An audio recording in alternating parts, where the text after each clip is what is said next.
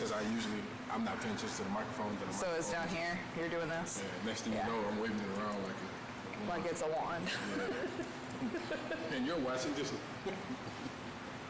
You're doing the Disney Channel ears.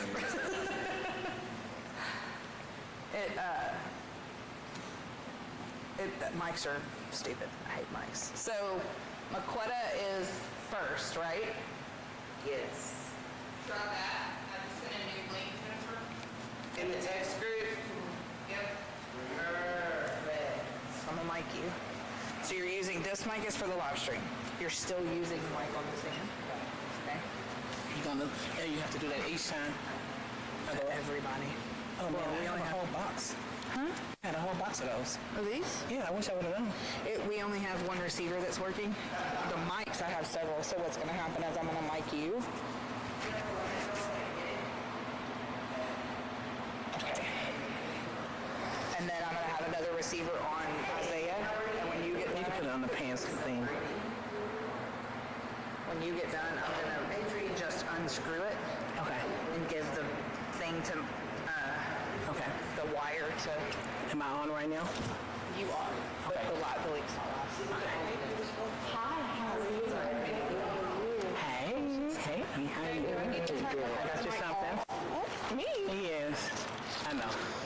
We're gonna keep you as. And so if you have a gift receipt in there in case you don't like it. Dolce & Gabbana just made a new one. A new light blue, so it's an EDP. I have the old light blue. I love it. Yeah, they got a new one and it smells so good. Yeah. You telling me to come back? Yeah, come keep coming. I gotta come back for Jessica. She need her office decorated. Oh, Jasmine? Jasmine. Yeah, Jasmine. Oh, she wants you to do her office good, girl. Jasmine everybody loves Jasmine. Yeah, she is a sweet. She is. You can sit here, you can sit here. You tell me to sit. Wherever you want to sit, but I don't want nobody thinking this is there.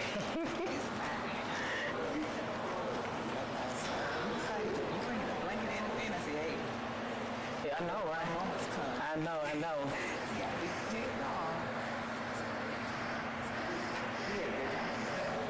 Y'all did?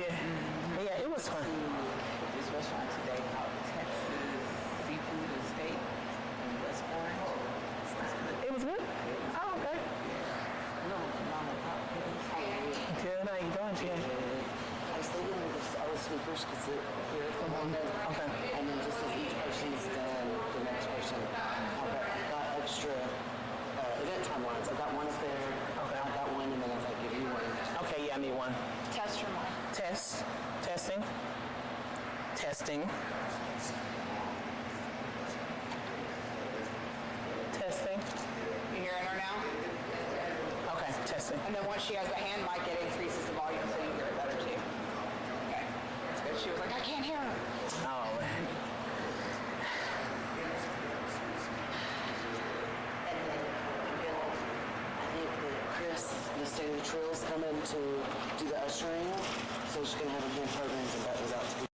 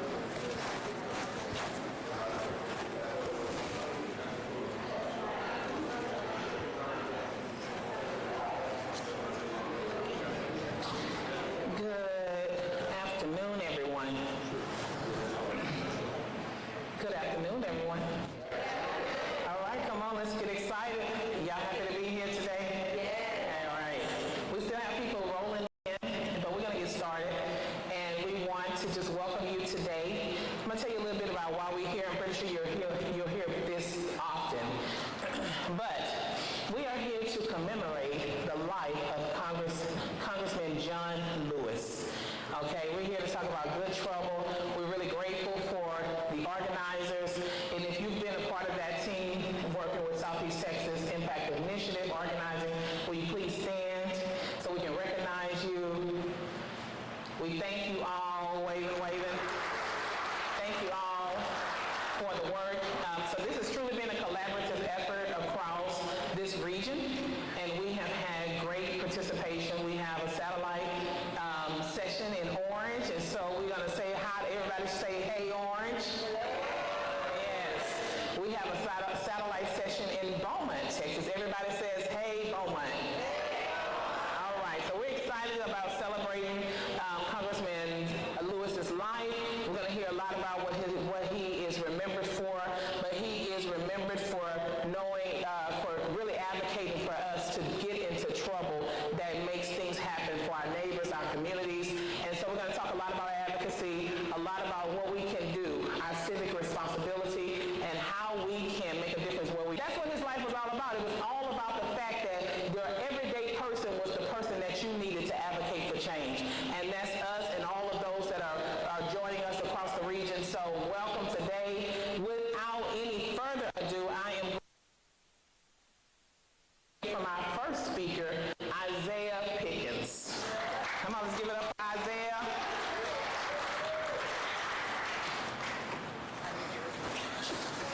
We gotta do text stuff the whole time.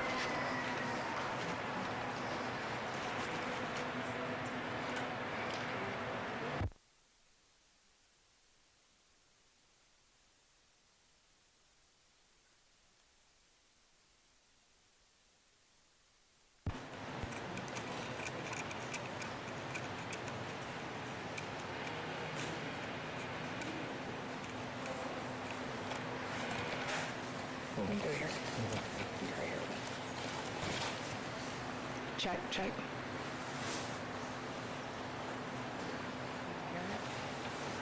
Testing. No, please bear with technical difficulties.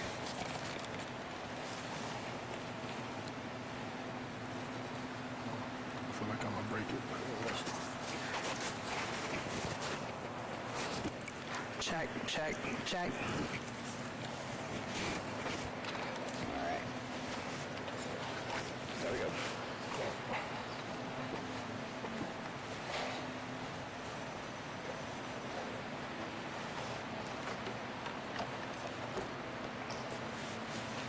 Good evening, family.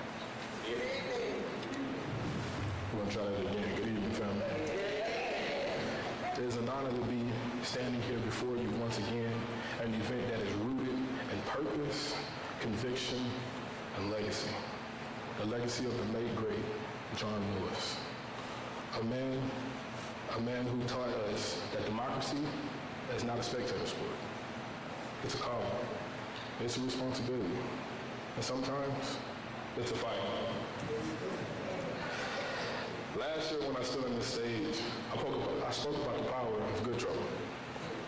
The kind of trouble that bends the art of history towards justice. What I didn't know is how deeply this event would be rooted into me. Over the past year, as I've stepped into new roles, new responsibilities, and new arenas of service, I carried this event with me. I carried your faces, your stories, your hopes, and I carried the spirit of John Lewis, a spirit that whispers, you must do something.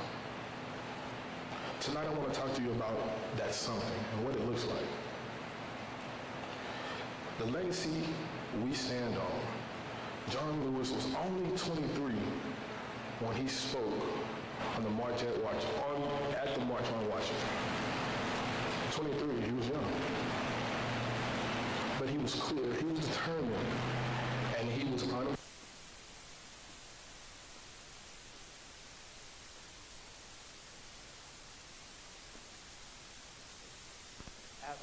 Of fear.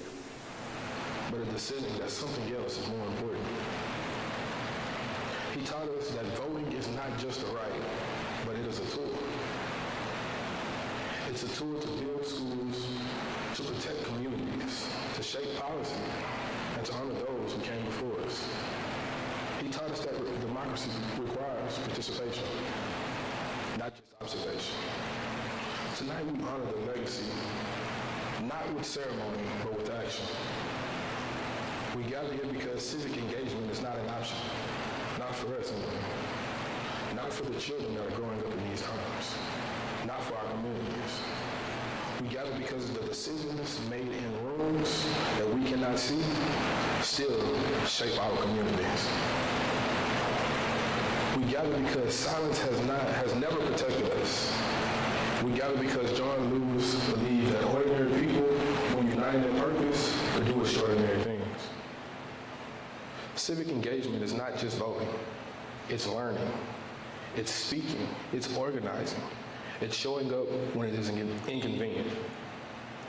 It's standing firm when others sit down. It's refusing to let anyone convince you that your voice is too small and your community is too quiet. Tonight we recommit ourselves to that work. This event has 5 goals. To each one is a call in action. We want to educate the community on civic engagement and the legacy of John Lewis. Education is empowerment. When people understand how systems work, they can change them. When they understand their history, they protect their future. We also want to register eligible voters. Every unregistered voter is an unused voice. Every unused voice is a lost opportunity. We cannot afford silence, not now, not ever. We also want to equip ourselves with voter education resources. We must make voting easier, not harder. We must make voting information acceptable, accessible, and not hidden. We must make participation possible and not complicated. We want to build relationships across faith, civic, and community organization. Change does not happen within isolation. It happens when churches, nonprofits, youth groups, neighborhood associations, civic organizing groups lock arms and say, we will move together. We have to extend this event's impact past today. This cannot be a moment. It must be a movement. When you leave tonight, take your testimony with you. Share what Good Trouble means to you, in your home, in your workplace, in your church, in your neighborhood. Let your story be the spark that starts the conversation. Good Trouble is not loud, but it is powerful. Good Trouble is not violent, but it is disruptive. Good Trouble is not comfortable, but it is necessary. Good Trouble looks like correcting misinformation when you hear it, helping someone register to vote, showing up at city council meetings, mentoring a young person who seems unseen, who feels unseen, challenging policies that harm our communities, speaking truth even when your voice shakes. Good Trouble is not about being radical. It's about being responsible. Last year, I stood here as a young leader still trying to find my footing.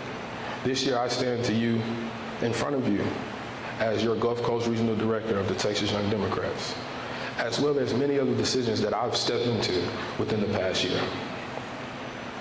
These roles brought me into a word called leadership. Leadership is just not a title, it's a duty. This program inspired me to push harder, speak louder, and serve deeper. It reminded me that youth is not a limitation, it is an advantage. It reminded me that legacy is not something we inherit, but it's something we build. It reminded me that Good Trouble is not in the moment, in the time, but it's a lifestyle. Tonight is your turn. I ask each and every one of you to make a commitment, not to me, not to an organization, but to yourselves, but to your community. Commit to being engaged. Commit to being present. Commit to being courageous. Commit to being the kind of trouble that makes this nation better. Because the truth is simple. Democracy only works when you do. John Lewis once said, when you see something that is not right, not fair, not just, you have a moral obligation to say something, to do something. Tonight I ask you, what will you say? What will you do?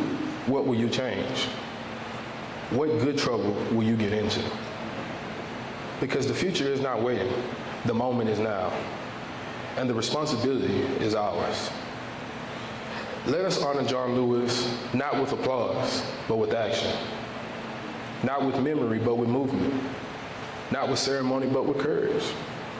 Let us leave this place ready to educate, ready to register, ready to equip, ready to build, ready to extend this work far beyond tonight.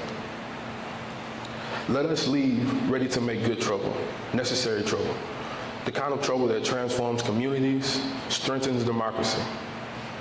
Thank you. Let's get to work.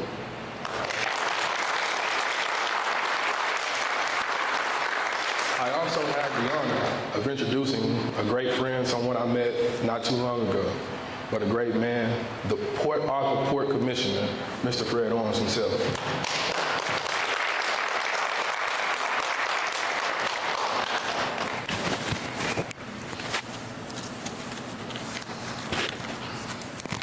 Give you this. You hold it wherever you want it. Yeah, that works. This one.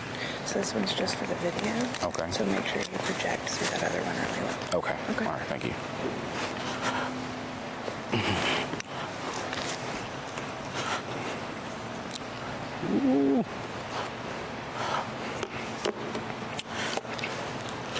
Good afternoon. Sorry. All right, yes. Well, I'd like to thank Isaiah. It's always hard. I wish I would have came first, because there's no pressure when you talk first. But excellent message, Brother Isaiah. I'd like to start off, I am Fred Owens, right here representing the Port of Port Arthur. Just representing the Port of Port Arthur, but I'm a Port of Port Arthur Commissioner. But I'm here representing Port Arthur as a citizen. And so first, I'd like to thank you to the Empowerment Church for hosting this great event, as well as all of the organizers behind the scenes, including the Southeast Texas Impact Initiative. This is surely a worthy cause as we celebrate the legacy of the late great Congressman John Lewis and look to encourage those who are still on the battlefield. We've heard it already, but we are in a political season that is nothing short of an all-out war on the historically disenfranchised through legislation. Landmark laws, bills, and amendments have been under attack by design. These orders come from on high, from the highest offices in the land, through direct affiliations and architectures of certain projects by certain foundations. These destructive orders are being carried out from the Supreme Court down to our local commissioner's court. And so if we sit and do nothing, the little that we do have will become nothing. On the contrary, if we do something, we may become targets and will likely be discouraged by some of the same people that we are actually looking to encourage. But if you were to ask me which road I'd rather travel, knowing what I know, I'd rather take the path that creates the most trouble. And not any kind of trouble. I've done enough of that as a youth. I'm on the other side now. But good trouble has a good reward. And see, trouble, what is trouble? Trouble is when you do something that you're not supposed to do. May not even be expected to do. So that's what trouble is. And so according to what we've been doing, we've not gotten into the trouble that results into the voter turnout that actually represents America. See, it's more of us, just everyday people, than them. But when we refuse to get out, or when we refuse to get into good trouble by putting our collective hands to the plow, systems start working against us. And those who hate democracy, they get to silence us and subjugate us to levels that are less than. It's called a substandard. So my message is clear and simple. The time is now.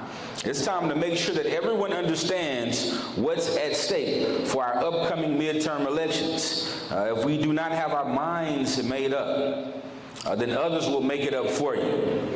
I am an educator by trade, and what we always tell teachers is if you don't have a classroom management plan in place, then the students will create one for you.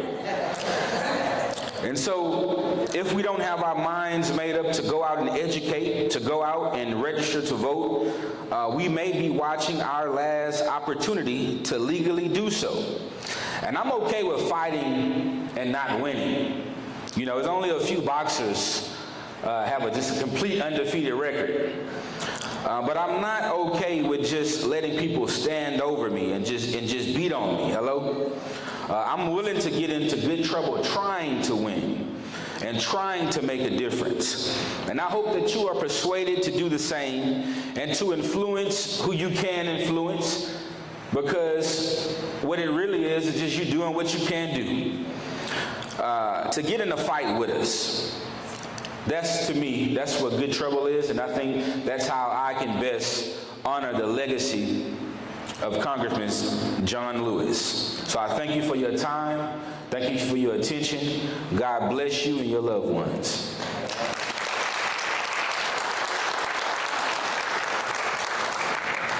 And I have the privilege of introducing what I call my sister, Kayla Jacobs, Councilwoman Kayla Jacobs. Sorry. That's okay.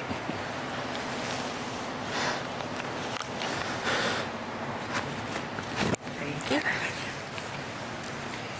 a little wonky. Put that wherever you want to put it.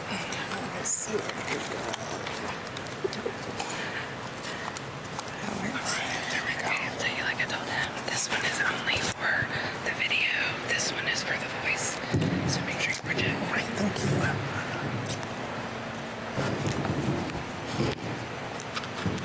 you. All right, I got a lot of mics. And this one is hot. Good afternoon, everyone. As my brother Fred said, my name is Kayla Jacobs, and I am the recently elected City Councilwoman for Port Arthur District 4. That's where we are today, so welcome to the district if you don't know. So I'm terrible with this. I'm kind of an off-the-cuff speaker. I kind of get a feel for the room and start jotting notes. So I know I was sitting over there with my head down. That's because I was trying to get a feel for what's going on in here and what the beat is, because I think that we all are familiar with John Lewis, with his legacy, and with the concept of good trouble. But I've been mulling over this for maybe a couple of days, and I had a thought that, and this is going to sound a little controversial, so bear with me, but I love the notion of good trouble, but I question it at the same time. The sentiment makes total sense, but what troubles me is the thought that seeking things like equality, seeking justice, seeking equity, seeking inclusion, seeking rights via non-violent means can land one in trouble.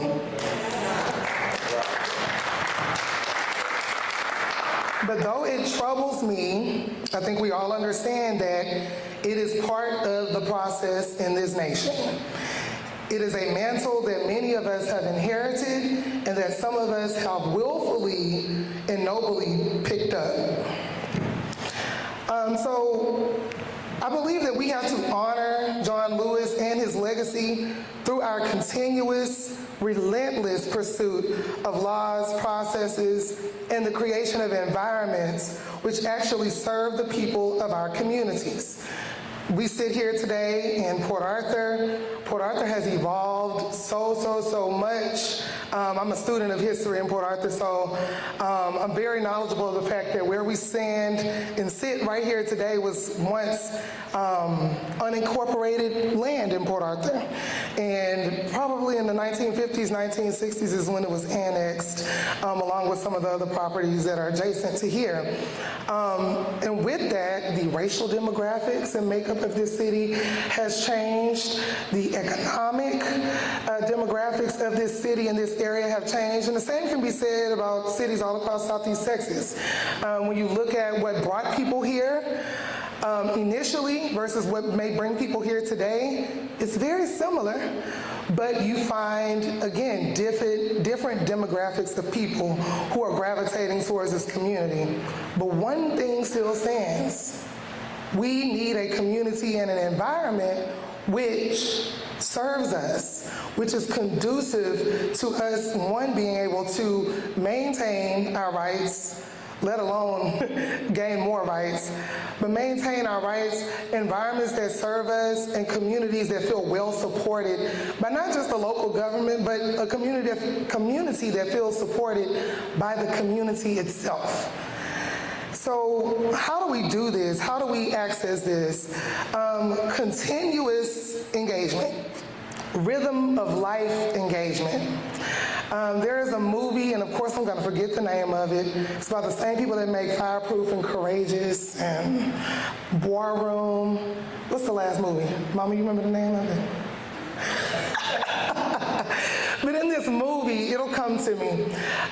That engaged person, that caring person, that diligent person, you will gain trust in me, you will gain respect for me, and very likely the way that I'm living my life will plant seeds inside you that encourages you to go do the same with the people in your realm of influence. And so when I think about that rhythm of life engagement, we talk about social engagement, we talk about civic engagement, and I'm wearing this shirt today, State of the Trill, my people are here, some of them, but that is what we're about. And it's not necessarily doing the huge thing, doing the big thing, the thing that costs a whole lot of money, the thing that requires years of planning or 1 million people to show up. It's about that consistent engagement, that consistent care, that consistent show of support, that consistent presence in the community, showing people, telling people through your words, through your actions, through your interests even, that you matter, and this is not quite the way that it's supposed to be. There is better, but we have to continuously work for that better. So in Port Arthur, I preach a lot about voter apathy. In the state of Texas, I think the voter apathy is pretty widespread, but we cannot blame voters for their own apathy. They are simply, I don't want to call them victims, but they are a result of a system that is meant to disenfranchise. And so how do we overcome that? How do we engage the people socially, civically? We do it by consistent engagement, by consistent, relentless pursuit. So I want to encourage you today that as we go on about our various, everybody has their own ministry, right? You can get it this way, you get it this way. But collectively, what we do together is what matters, and how we teach people. Isaiah said a very important point, and I believe Fred said it as well. Education is the key. If you don't understand the process, you don't understand why it's flawed, and you have no motivation nor benchmark with which to fix it. And so engagement by education is of the utmost importance. That is my personal commitment to Good Trouble. Sometimes telling the truth, telling too much of the truth can get you in trouble. That's the kind of trouble I don't mind getting in. So think about the kind of trouble you don't mind getting in. Think about it. Think about it. And I want you today to recommit to the kind of trouble you don't mind getting in. Again, if me telling too much of the truth gets me in trouble, then so be it. So be it. I pray to the Lord for protection. I pray to the Lord for the mental fortitude that it requires to stand firmly in truth and to speak truth to power. We cannot let people discourage us. We can't let people's actions nor their words discourage us. So as I come to a close, because I'm pretty sure I went over 5 minutes, but as I come to a close, I want us to all remember that there is a difference between callousness, hardened hearts, and seared consciousness. And we are in a house of faith currently. All of those things are defined in the Word of God. There is a difference between callousness, hardened hearts, and seared consciousness. And so as you go on about your pursuits, the easiest way to become discouraged is to go after people with seared consciousness. You have to be able to recognize who you're dealing with, who you're talking to, and you have to define for yourself what your boundaries are and when it's too much. Because there are some, I will call them low-hanging fruit, there are some people that we have within arm's reach that we know we can impact right away, and that will be much more beneficial to you and even exponentially beneficial to you than arguing with somebody who's committed to misunderstanding you in the comment section on the internet. So choose your battles wisely. Expend your energy wisely in an intelligent way, but stay committed to the call of committing good trouble through educating, engaging, and relentless pursuit. Thank you so much.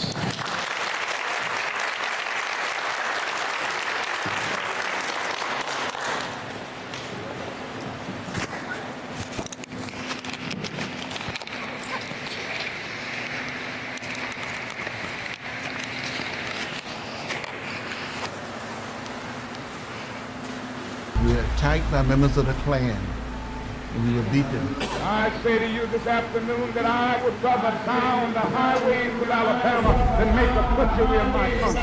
I follow my orders. We just obeyed the parade. I wanted to be part of the effort to help change it. We made a decision to march. We saw a sea of blue.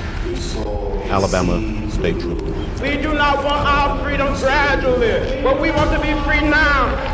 The major said, "Troopers advance." I could no longer be satisfied or go along with an evil system. Was hit in the head by a state trooper with a nightstick. I thought I was going to die. Somewhere I read of the freedom of speech. Somewhere I read of the freedom of press. Somewhere I read that the greatness of America is the right to protest for rights. In Selma, only 2.1% are African American registered. Yet to stand in line, get a copy of the so-called literacy, and hundreds and thousands of people will fail the so-called literacy. African American lawyers, doctors, teachers, they were told they could not read or write. On one occasion, a person would ask to count the number of bubbles in a bar of soap. We must make it clear that we know when we are denied the right to vote. We did not follow my orders. We just obeyed the parade. Each and every one of us has done their best for parading without equipment. We will continue definitely to get large numbers of people registered and to point out the injustices which we continue to face as we seek to register.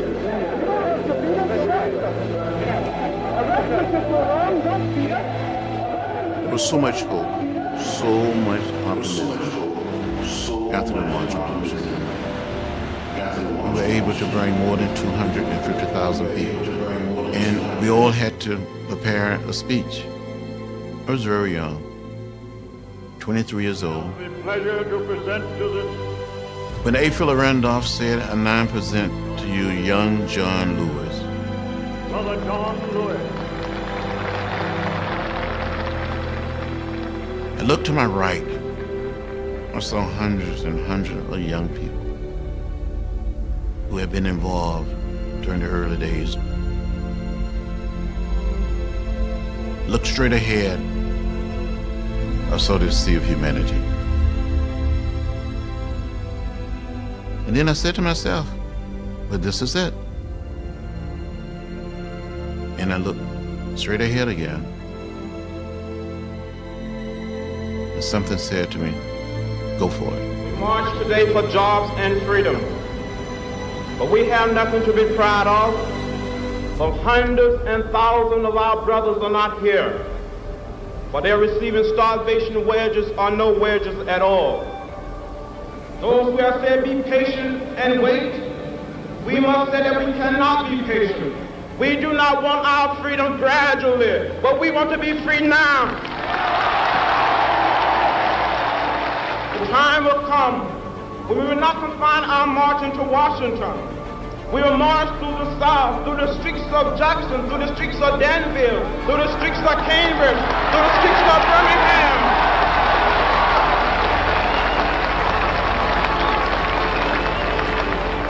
We must say, wake up, America, wake up, for we cannot stop, and we will not and cannot be patient. When people left, as Dr. King suggested, many of us went into the state of Mississippi. We went into Alabama. We went to Selma. So we started a series of demonstrations, standing in line at the courthouse. One evening, there was a demonstration. Confrontation occurred, and the young man tried to protect his mother. He was shot in the stomach, and a few days later, he died at the local hospital in Selma. We made a decision to attempt to march from Selma to Montgomery, to dramatize to the nation and to the world that people of color wanted to register to vote. As we approached the bridge, we saw a sea of blue, Alabama state troopers. It'll be detrimental to your safety to continue this march, and I'm saying that this is an unlawful assembly. You're ordered to disperse, go home, or go to your church. This march will not continue. We said, Major, may I have a word? He said there would be no word. Troopers here advance toward the group. See that they turn around and disperse.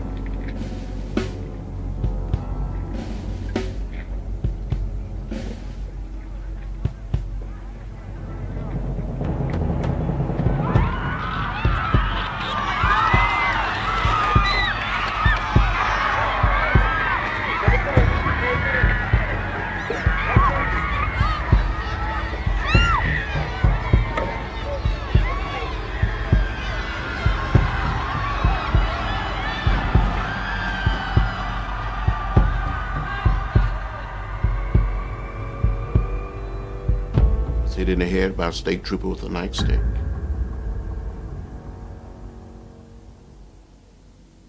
My legs went from under me. I thought I saw death. I thought I was going to die. I thought it was the last nonviolent protest for me. I don't recall how I made it back across that bridge, but I do recall being back at the church. It's full to capacity. More than 2,000 people on outside trying to get in to protest what had happened. And someone asked me to say something, and I stood up and said something like, I don't understand it. How President Johnson can send troops to Vietnam and cannot send troops to Selma, Alabama to protect people who only desires to register to vote. And the next thing I knew, I'd been admitted to the Good Samaritan Hospital with 16 other people. And early the next day, that Monday morning, Martin Luther King Jr. came by to see me. And Dr. King said, don't worry, John. We will make it from Selma to Montgomery. Maybe some tear gas ahead. Yeah. I say to you this afternoon that I would rather die on the highways of Alabama than make a butchery of my conscience. Yes,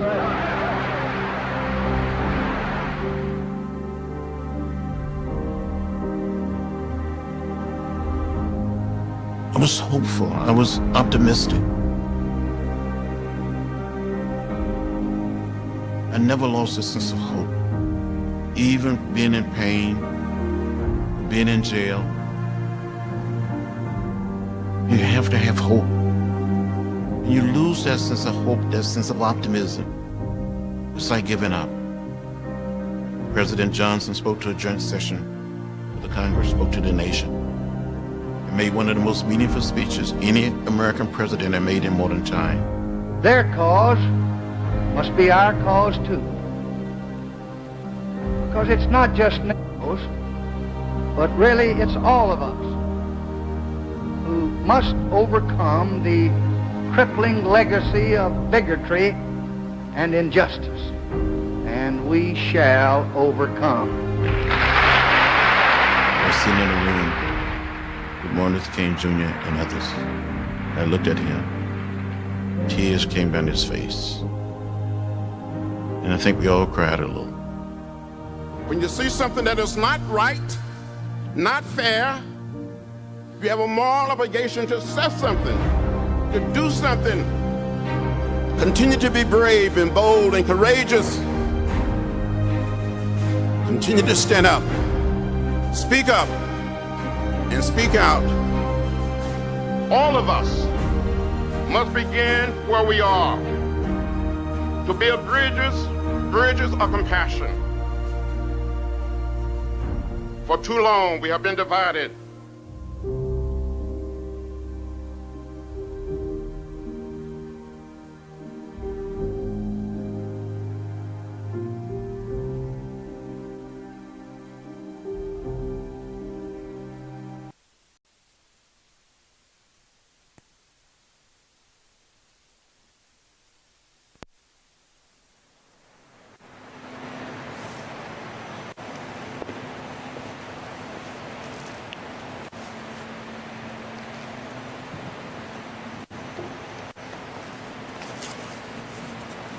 Hello, Port Arthur, and hello, Beaumont, and Orange. Thank you all for joining us today. I'm Nick Lampson. I served 5 terms in the U.S. House of Representatives with my friend and colleague, John Lewis. And I'm honored to be here today to honor him. And it's not our first time to do this.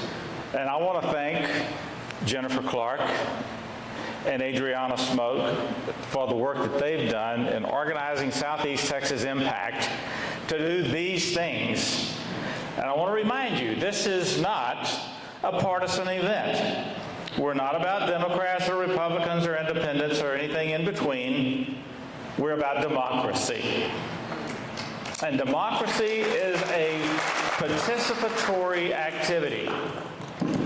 And if we do not participate, if we do not speak out, if we do not share our thoughts, not about people, but about issues, we'll lose our democracy.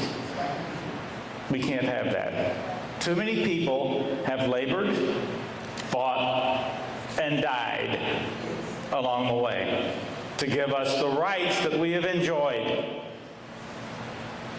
We can't let them down.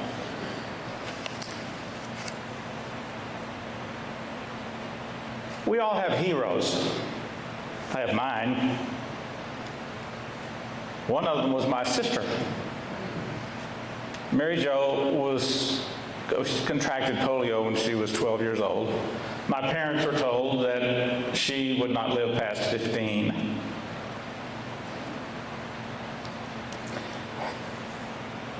But at 83, after a successful family, business activity, outlived one husband and married another, everything she did became an inspiration to me, convincing me, never drop your dreams. You can succeed with anything that you can conceive. And then there was John Lewis, another hero. And I always enjoyed sitting by him on the floor of the House of Representatives and just listening to him talk like he just did right there in that film. And tell stories about the things that he had seen and done. And about his being beaten and persecuted and becoming a member of Congress, and inspired me to live courage. We were going to hear another message tonight about music. So I want you to imagine with me for a minute that there was an orchestra. All of you have heard them. And that the orchestra was playing some inspiring music. And put that together with the courage of John Lewis. And we know that music has within it a healing power. So if you put the two together, at first glance they may appear to be different, yet they're saying exactly the same thing. Both begin with love. John Lewis once said, "Never, ever be afraid to make some noise. Get in some good trouble, necessary trouble." And you would be astounded to hear him say that over and over and over again. And I loved his stories, not just about good trouble, but about togetherness. And thank you, Councilwoman, for talking of togetherness. But notice something important. He never encouraged hatred. He never called. He suggested that democracy succeeds when one side destroys the other. Instead, he taught that justice and love must walk together. Justice and love must walk together. Music teaches us the very same lesson. An orchestra does not succeed because every instrument sounds alike. It succeeds because different voices work together. America was designed much the same way. We come from different places. We come from different cultures, different political philosophies, different faith traditions. Yet our Constitution calls us to become one people. How many of you remember reading recently, I hope, the preamble to the Constitution? I carry one of these with me almost everywhere I go. And if any of you, whether you're in Orange or Port Arthur, or when you run into me, you ask me for it, I'll give you my copy of it. The point is, make it a living document, and we must live it. We, the people of the United States, in order to form a more perfect union, establish justice, ensure domestic tranquility, provide for the common defense, promote the general welfare, and secure the blessings of liberty to ourselves and our posterity, do ordain and establish this Constitution for we the people, the United States of America. Democracy is strengthened every time a citizen votes. Every time someone volunteers. Every time neighbors solve problems together. Every time we choose facts over rumors. Every time we listen before speaking. Every time we treat another human being with dignity. Love is not weakness. Love is discipline. Love is courage. Love is deciding that another person's humanity matters just as much as our own. Democracy survives because enough ordinary people continue choosing that path. Enough ordinary people continue choosing that path. None of us will change America alone. But together, one conversation, one vote, one act of kindness, one young person encouraged, one community strengthened, we write the next chapter of our nation's story. So let's leave here today committed to making good trouble, not for ourselves, but for our children, for our communities, and for generations yet to come. May we always have the courage to stand for justice, to the humility to listen. It's not easy, but listen. The wisdom to seek understanding, and a love to keep our democracy worthy of those who sacrificed so much before us. Thank you, John Lewis, for inspiring us. Thank you, ladies and gentlemen, for inspiring us and for being inspired. Please, please, please, get everyone you can possibly find to get out and vote. God bless you, and God bless the United States of America.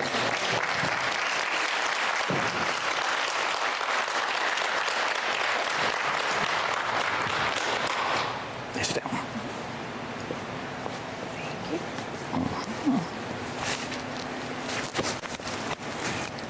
Thank you. Thank you.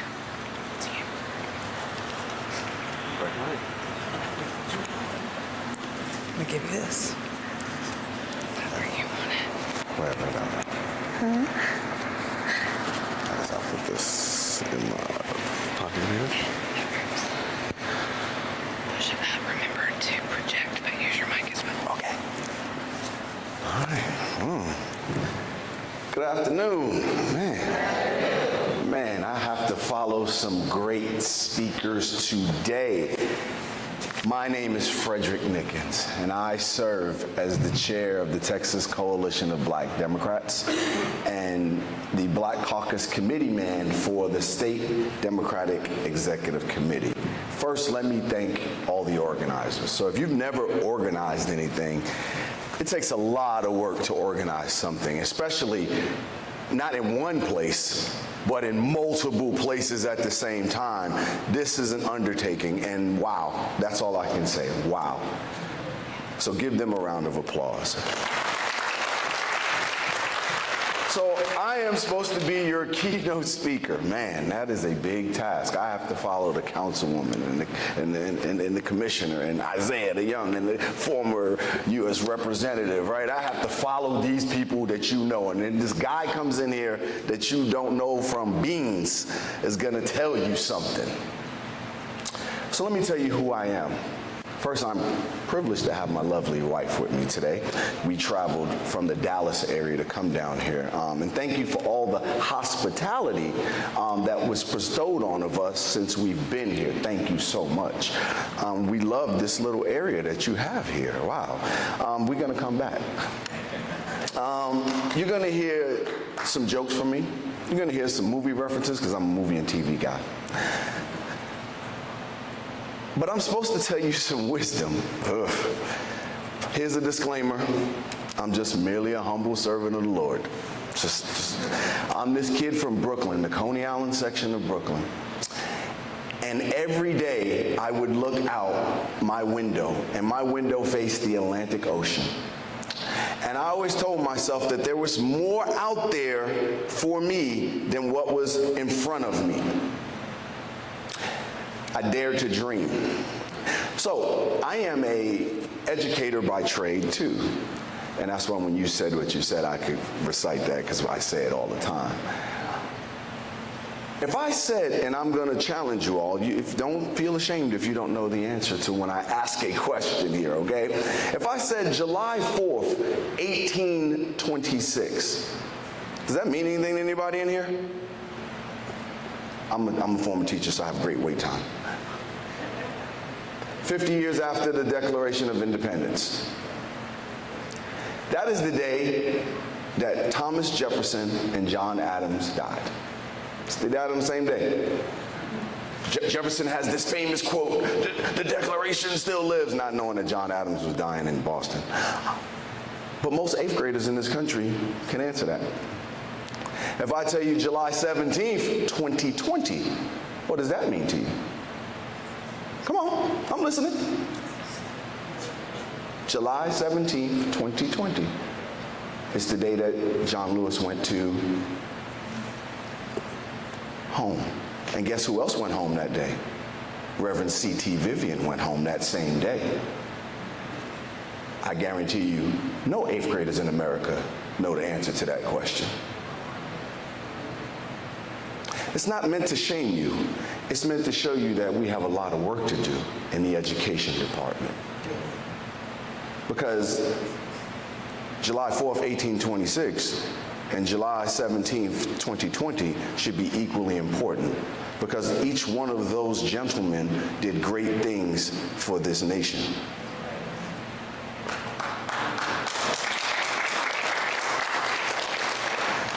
So, there's two types of people in this world right now.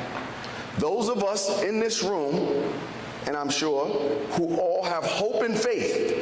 And then there's people, those that do not have hope and faith in this world. And then you'll ask yourself, how did they lose it? Well, the problem is they didn't just lose it. This thing was lost decades ago. So I forgot to tell you that me and my wife met in the military, so we're both retired. So my time in the military taught me one important lesson: to study your opponent. Notice I didn't say enemy. If I declare you my enemy, it means I want to destroy you.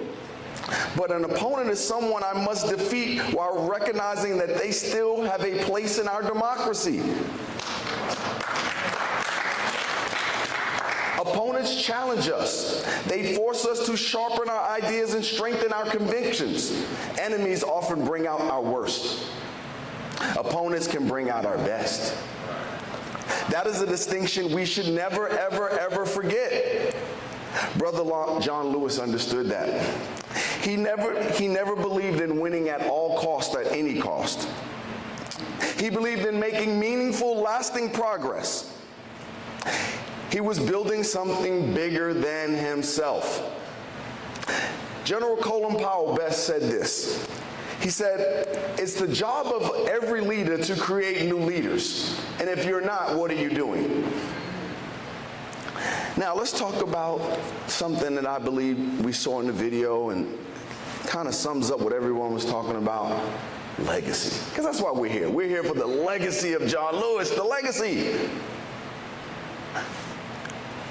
Let's talk about that word. But before I go into that, I'm going to talk about someone else's legacy. And a lot of you don't boo, don't hiss when I say this man's name. It's Senator Mitch McConnell. Talk about a legacy. When he got into the Senate in 1988, he had a mission. He had a goal. He looked over the landscape and said, how do I create my legacy? And he said, the presidency changes every 4 to 8 years. I really haven't, the people are gonna do that. It's gonna fix itself. The Constitution kind of fixes that with that whole 22nd Amendment thing, right? 2 terms. Then he said, the legislator, it goes, it rises, ebbs and flows with the people. You know, we know 2026 is supposed to be the blue wave coming in, and then, you know, when, you know, all that stuff, right? It changes. So he looked at it, he said, wait a minute, there was this third branch of government, the judiciary.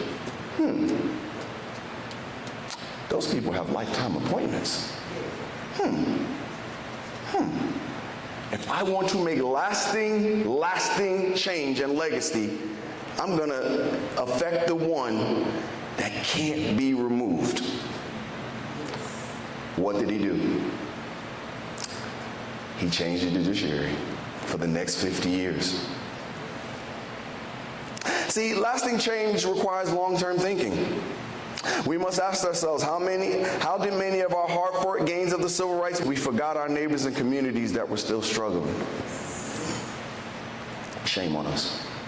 We accepted a piece of the pie when we should have been teaching everyone to grow the crops, prepare the meal, and build their own table. Armed with that knowledge, we become unstoppable. Meanwhile, others recognized opportunities we overlooked and organized around long-term goals. The weakening of key protections in the Voting Rights Act didn't happen overnight. It happened through years of planning, persistence, and strategic thinking. That should teach us something. Our response, here, watch this, response cannot be outrage. Our response must be what this room is doing: organizing, education, and unity. Now it is time to set aside petty differences, because that also kills us. In the military, we learn the principles of selfless service. Let me say that again. Selfless service. Placing the mission and people above ourselves. Too often today, we practice selfish service. We chase titles. It's me. I want to win. I'm running for this because of me, not we. We ask, what did I get out of this, right? Instead of saying, we should ask, what can I give? When I was a kid growing up in New York, we had this organization in Webster Hall, and their motto was, each one, teach one.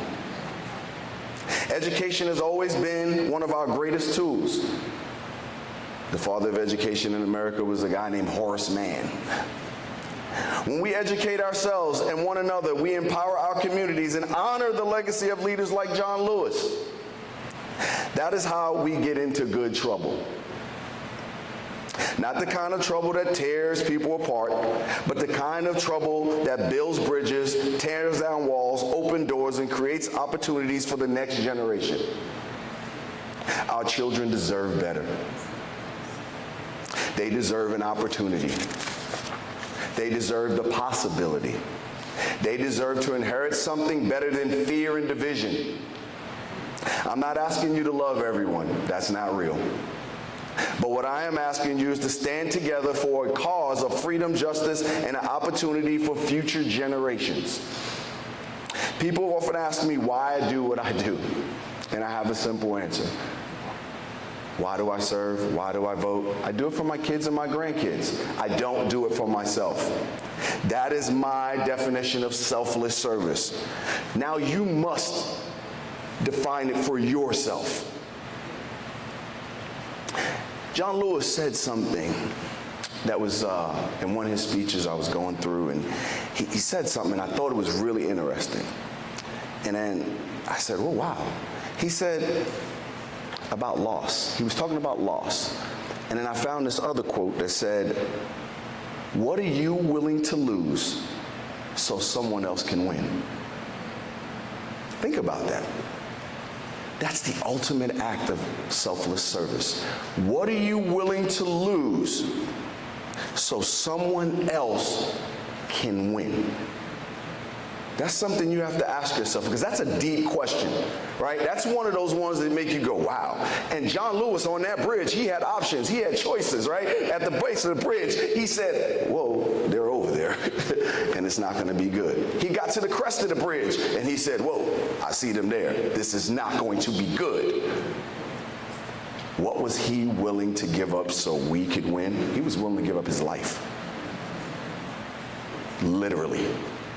Because he kept going down that path of that bridge, knowing what was going to happen.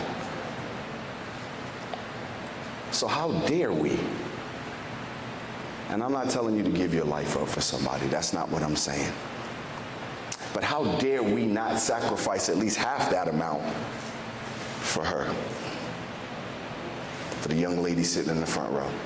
How dare we not? I told you I was going to be a little controversial here. So now I'm going to ask a question to everybody. When South Carolina and Tennessee did their redistricting, how many seats were they going to redistrict? Anybody? Pull up your finger if everybody knows. One apiece. One. Not like Texas that was doing 5, right? One apiece. One.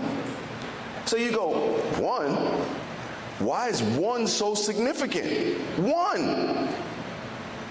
Because normally if I walk in here and ask you to give me $1, you'd be like, you give you $1, whatever. Go on about your business, man. Get out of my face, take your $1.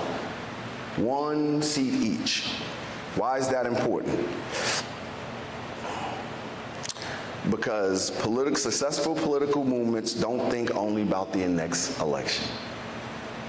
They think decades ahead. Oh, wait a minute, if there was only a guy that we saw do that, oh, that Mitch McConnell guy. Can anyone tell me what happens in 4 years from now? Yell it out. 4 years from now, what happens? Important thing. Who say it? The census happens. Now you see where I'm going with this, huh? Texas remains one of the fastest growing states in America and could gain additional seats in Congress after the next census. They predict 5 more because people are moving from California, New York, and other places here because of our job market, our economy, good people like y'all, the food, you know, all that good stuff. Every election helps shape who writes our laws, who appoints judges, and who controls state governments. Those state governments matter because the Constitution can only be amended through an extraordinary high bar that requires broad national agreement. Now here we go. Can anybody tell me that process? What do you say? Constitutional convention is one way. I'm going to tell you that there's 2 ways to propose a constitutional amendment. The first is through Congress, required by 2/3 vote, you know this, in both houses, House and Representatives and the Senate. The second way is through a constitutional convention, called after 2/3 of the states, which is 34 states. Hold that, someone hold that. I'm throwing at you, Isaiah. 34 states. Hold that number because that's important right now. 34 states of the 50 petition Congress. That method has never been used. You know why? Because it's hard. It's really hard to get 34 states to agree on anything.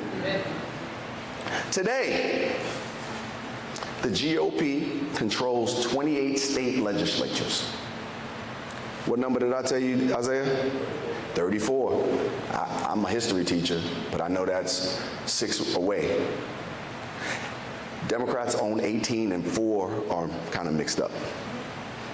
That means 6 additional state legislatures will bring the GOP to the threshold required to request a convention. Think about that.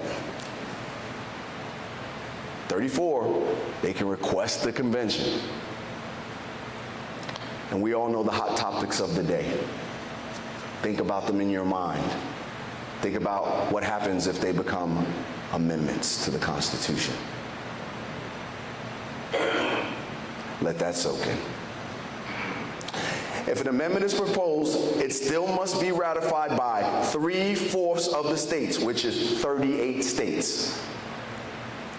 At a called state conventions, right? This is hard too, right? This is hard. But think about it. If they have 34 and they need 38, they throw in a couple nice ones for some states that are those 4 that are kind of mixed, that's 38. The math is mathing. Whether you believe that would be good or bad is not my point. My point is this: every election matters. Every school board election matters. Every city council election matters. Every state legislative race matters. Every congressional race matters. Because today's logical decisions can shape our nation's future for generations. So let that soak in. As an educator, I never end a speech without giving you homework. So here's your homework. First, find one person who has lost hope. Love them. Encourage them. Invite them to the table. You see, because when I was deployed to Iraq with my platoon of 16 men, I told them this: if each one of us can change the hearts and minds of one person, each one of us, we've changed 16 hearts and minds. It's powerful. I'm not asking you to change 450, one person. Not a person that's in this room because they have hope and faith. Find someone that doesn't. It's a hard task. That's part of your homework. And when you get them, encourage them, invite them to the table. Just don't. This is a sore spot with me, so I'm going to tell you. Voting is a 3-step process: voter registration, voter education, and voter turnout. We do the first one, we are champions of the first one. We can register, man, them green cards and white cards be flying all over the world because it's easy. And then we pat ourselves on the back like we did something. Yeah. I registered 10,000 people. How many of them showed up to vote? I don't know. That wasn't my job. My job was just to get them to sign the green paper, turn it in. I did my job. Notice what the second part was. If you do part 2, that education part well, part 3 becomes easy. They will show up. I'm just saying. Feed them a steady diet of hope, faith, and purpose. We need all hands on deck. Everyone has a place in this movement. We must adopt the philosophy of leaving no one behind. Say that again. Leaving no one behind. Say it with me. Leave no one behind. Second, we must invest in our communities. Non-negotiable. History has already given us the blueprint. Greenwood in Tulsa, Jackson Ward in Richmond, Virginia, Hayati in Durham, North Carolina, Brownsville in Chicago. Blueprint's there. We just got to do it. Those are communities that thrived. Self-sufficient. And that scares the people in power. I don't need you. Wait, you don't need me? Yeah, I don't need you. I can do this. I got this. We're a community. As I look across this room, it's beautiful because I see a community here. I don't see one race. I don't see one gender. I don't see one size. I see multiples of everything. That's community. That's beautiful. You guys are the blueprint. Send it out to the rest of the world so we all can follow. Remember what I said before? It's time to put petty differences aside. These communities remind us that it is what is impossible when we work together, and this event is one of them. Finally, support leaders who reflect your values and are committed to serving their communities. Wow, imagine that whole we instead of me thing. Yeah, lasting change comes from people who shape public policy. And I'm preaching to the front row choir here because they know. Healthy communities depend on citizens who stay engaged, informed, and involved. Everybody here that ran for office, is in office, you know one thing what they did? They were willing to lose so others could win. Because there's no guarantee when you jump in a race that you're gonna win. You hope you're gonna win, but there's no guarantee. So when you do that, you say, hey, I may lose, but when I lose, is it for the greater good? And that's a hard one that we don't ever think about. So remember this, no contribution is too small. We all have a part to play in this movement. You can block walk, you can phone bank, you can post cards, you can find somebody, hope and faith. Everyone has a part. Everyone is not meant to be a candidate. I'm gonna say that again, and I'm gonna say that out to the camera. Everyone is not meant to be a candidate. You know, I always joke when people say, I say, there was one Diana Ross in the Supremes and the rest was the Supremes.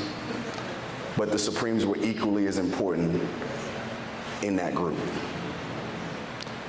There can only be one front person. That's why if you look at singing groups of the 50s and 60s, they only have one mic on stage.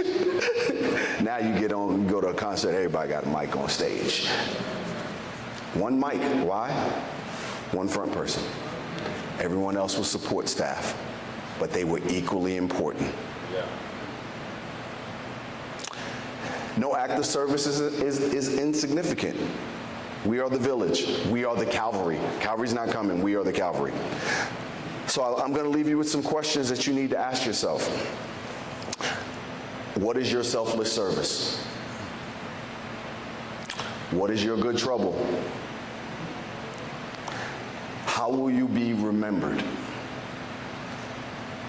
The choice is yours. The time is now. And I live by this one last quote before I take my seat.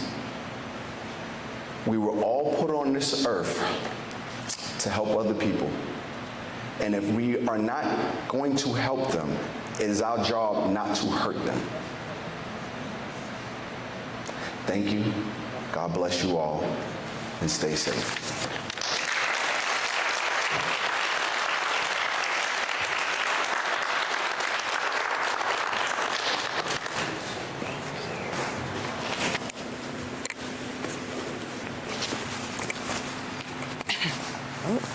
Look out, there we go. That's yours. Okay, I'm just gonna go right here on it. I'm just gonna put it in my pocket. That's fine.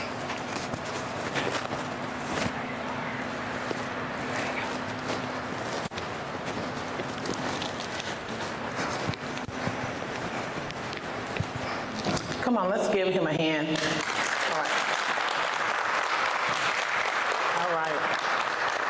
All right. We want to thank everyone. Before we close, I'm going to share a few words because if you notice, it says reach, teach, preach. So I got about 5 minutes to wrap this up, okay? My pastor was supposed to be here. How many of y'all know my Bishop Kenneth and Dr. Janice Milo? Y'all know them? We're so grateful that they allowed us to use the church and host the event. But what I want to share, she told me will I close for her. She had a death in the family, and so she asked would I close for her. So I'm going to try to close for her and make her proud, okay? All right, so let me share some. I was thinking about what I wanted to, how we could wrap this up because I'm a church girl. I'm a church girl, but I'm in these streets, okay? So I just want you to know that I'm a church girl, I love community, and I am an advocate for people, okay? If I see people being oppressed or beat down, everything in me gonna turn on to show up for them, okay? And so what I wanted to share about, I was trying to think of a story that I could compare this to, and this story came to mind. I know we all know the story about David and Goliath. All right, so I'm going to tell you a few things that I want you to hold on to as we leave. This story is an old scriptural story, and most people remember David because he defeated Goliath. But before David became a champion, he was an everyday citizen just like us. Okay, I love this story. When I sat with this, it sat on me heavy. He was a regular person. He was not out to fight Goliath. He didn't become, he wasn't well known before he went out to fight Goliath. He became known because he went out to fight Goliath. But there's a few things I want us to walk away with as we think about this. He refused to believe that the giant was supposed to go unchecked. I'm going to say that again. Now, the hood and me going to show up, and y'all going to have to be okay with that, okay? And by the way, you can't say it's the hood. I can say it's the hood. You have to call it an accelerated learning environment, amen? You have to say, we come from accelerated learning environments, but I come from the hood, and it's going to show up in me because when I get passionate about people, it shows up. So David believed just because it's a giant doesn't mean it needs to go unchecked. Now, let me tell you a little bit about this giant before this happens. An entire nation was stagnant. This giant was a champion, and he was calling out a nation. And let me tell you about this battle that was going on. The battle was dependent upon which champion won. This was not about two nations going to war. This was about two champions facing each other. And whichever champion won, that is the nation that won. And so what happened is Goliath is calling out this nation saying, send me your champion. And nobody had the courage to show up and fight this giant. Now let me tell you something about this. This puzzles me. They have swords, armor, they have been prepared for it, and yet and still they do not want to show up for the battle. And so what happens is David is supposed to be going down there to deliver a Lunchable to his brothers. He's supposed to just deliver cheese and crackers to them, okay? And so David decides when he gets down there, he sees that something is going on. And he says, what is happening here? And they explain to him, this giant has been tormenting our nation for 40 days. And so David said, what will happen to the man that goes out and faces face him, and so he got some information about it. That's not what I want to stay with, but I'm going to get there, okay? So David decides, I'll go out and face him. Can I tell you this? It was David's brothers that began to tell him and discourage him from going out to face this giant. It was his own brothers that told him he wasn't qualified. It was his own brothers that told him he wasn't capable. It was his own brothers that told him that he was being arrogant. And David, he pushed all of that out of his mind, and he said these words right here, and it reminded me of Congressman John Lewis. He said, "Is there not a cause?" I'm going to say that again. David says, "Is there not a cause?" And I'm going to ask you that same question today. Do we not have children worth fighting for? Do we not have a democracy worth fighting for? Do we not have future generations worth fighting for? Something that Mr. Nickens just said, and let me tell you, and I want to piggyback on it. If we have benefited from civil rights, women's suffrage movement, and any other movement that moved equity, we have a responsibility by default to protect it. I'm going to say that again. If we have benefited from it, we have a responsibility to protect it so that others can benefit from it. Okay, and so what happens here is David does something that I want us to walk away with doing. David finds 5 smooth stones. He picks them. He's carefully picking out what stones he wants to use. And let me tell you why this is important. Because a stone is a rock that has been processed. David decides, I'm going to find something that has been processed. And I don't know how to swing a sword, but I do know how to work a sling. I want you to know this. You don't have to be able to swing a sword to be a part of this battle. You just need to know your thoughts. You need to do the work of being aware. You need to do the work of being educated. You need to do the work of being active and mobilized. David decided, I'm going to find 5 smooth stones. And he got one of those stones in a sling, and he tossed it at Goliath. And guess what the story says? It says that the stone sunk into his forehead. Why is that important? This is the battle of persuading people that something greater is ahead of us, and we can do this better than what we are doing it. So when we go out to use our stones, we go out to have conversations that penetrate minds and that take down systems that are oppressing people and have our nation stagnant. Come on now. And guess what? All of us can do that. And so what I want to do is I want us to walk away persuaded that the trouble we get into is the trouble of slinging stones, sharing ideas, swinging a sword if we know how, to make sure that the next generation can benefit from and build upon the same privileges and luxuries that we have enjoyed. Okay? So with that in mind, we want to encourage you that, and I agree, man, Ms. Jacobs, I appreciate you sharing that. Why does it have to be trouble? But we're going to work until it's not trouble. The reason why it is difficult is because it's not routine. We're going to keep working until equality is the standard and not the exception. Until equity is the standard and not the exception. We're going to keep doing the work.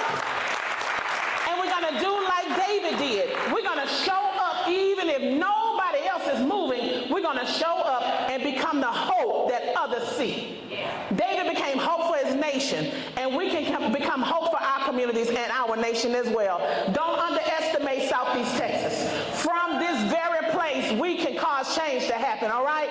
Southeast Texas can cause change to happen. We can lift up the standard and become the model for the rest of this nation. Look at, I'm going to piggyback on what Mr. Nickens said. Look how beautiful this room is. We have diversity at work. We have voices coming together, and we have a cause worth fighting for. We appreciate you being here. I'm going to turn it over now to the organizer, Jennifer, and I have enjoyed you all, and Empowerment Church thanks you for choosing this place to host the event.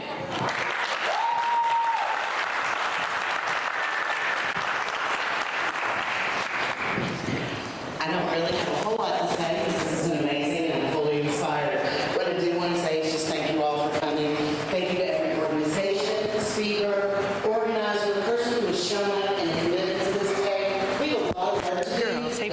Commissioner Blackburn, and we can do this all together. I want to thank you again. I ask if you go for help on the way out the door, there's a candy sitting over there. Just stop and tell us what Good Trouble means to you. All right? We thank you all so much. Have a wonderful day. We appreciate you.